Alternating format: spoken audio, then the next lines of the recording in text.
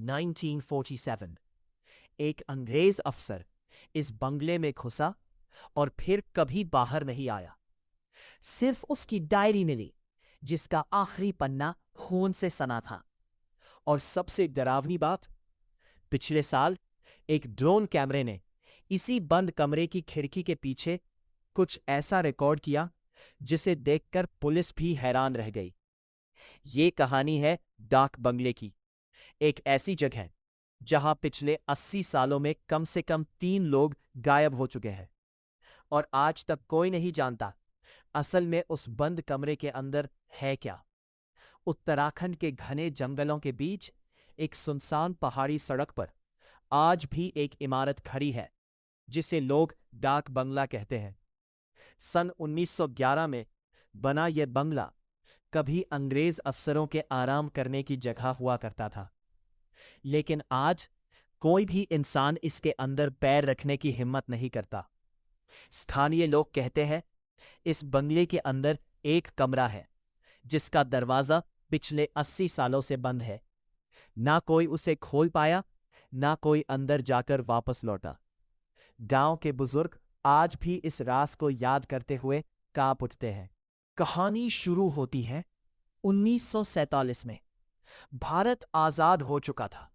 अंग्रेज अफसर अपने अपने बंगले खाली कर रहे थे, लेकिन इस डाक बंगले का आखिरी अफसर कैप्टन रिचर्ड हेवुड अचानक गायब हो गया। ना उसका सामान मिला, ना उसकी लाश। सिर्फ एक चीज मिली, उसकी डायरी जिसका आखिरी पन्ना खून से सना हुआ था। गांव के बुजुर्ग बताते हैं कि हेवुड आखिरी रात एक काली किताब की खोज में उस बंद कमरे में गया था। एक ऐसी किताब जिसे स्थानीय पुजारी ने वर्षों पहले वहां बंद करवा दिया था क्योंकि वो किताब किसी श्राप से जुड़ी थी। उस रात जो कुछ भी हुआ उसने पूरे बंगले को हमेशा के लिए बदल दिया। तभी पुजारी ने उस दरवाजे को हमेशा के लिए सील करवा दिया, एक ताबीज और एक पुराना ताला लगाकर, ताकि जो कुछ भी उस कमरे में था वो कभी बाहर ना आ सके। दशकों बाद 1978 में 3 कॉलेज के छात्र रात बिताने के लिए उस बंगले में घुसे, सिर्फ मजे के लिए।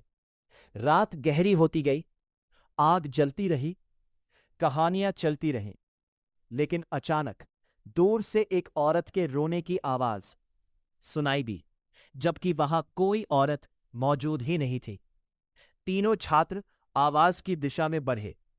अजय आगे था, बाकी दोनों पीछे रुक गए। अजय बंद कमरे के पास पहुंचा। दरवाजा हल्का खुला हुआ था। उसने अंदर झांका और फिर उसकी आवाज कभी नहीं आई। अगली सुबह सिर्फ 2 छात्र लौटे। तीसरा छात्र अजय कभी नहीं मिला। पुलिस जांच में सिर्फ इतना पता चला, उस रात बंगले से एक अजीब आवाज जरूर सुनी गई थी। 2003 में एक पत्रकार मीना शर्मा इस राज को सुलझाने वहां पहुंची। उन्होंने स्थानीय अभिलेखागार खंगाले और एक चौंकाने वाला सच खोजा। कैप्टन हेवुड की पत्नी एलिजाबेथ बंगले के उसी बंद कमरे में एक अजीब बीमारी से मरी थी।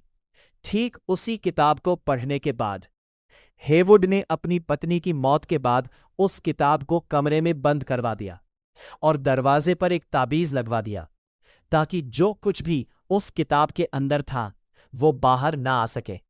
लेकिन शायद कुछ चीजें सिर्फ बंद करने से खत्म नहीं होती। मीना ने वो कमरा खोलने की कोशिश की। स्थानीय मजदूरों की मदद से दरवाजा खोला गया। अंदर सिर्फ धूल, एक टूटी अलमारी और दीवार पर लिखे कुछ अजीब निशान मिले।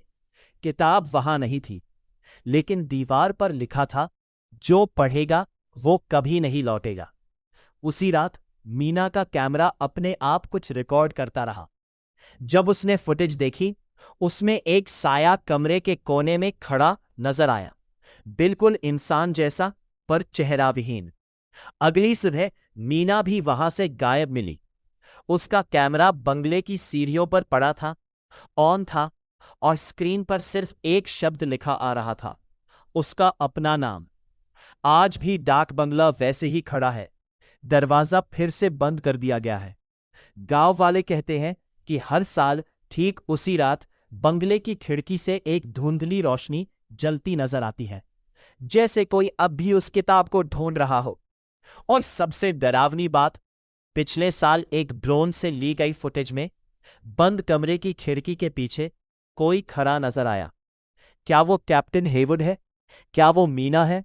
या कोई और जो सालों से उस किताब का इंतजार कर रहा है?